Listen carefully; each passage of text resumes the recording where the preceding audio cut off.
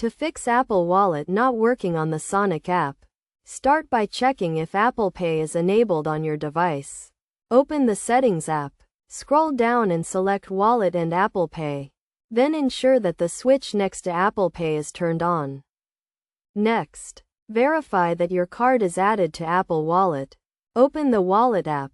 Tap the plus sign in the top right corner, and follow the prompts to add your card.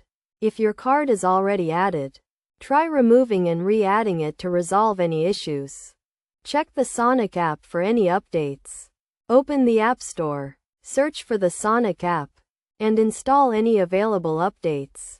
This will ensure you have the latest version with any bug fixes or improvements.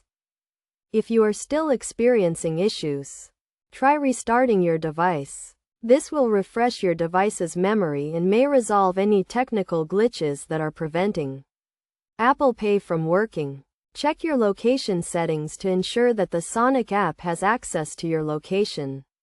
Open the Settings app, select Location Services, and ensure that the switch next to Location Services is turned on.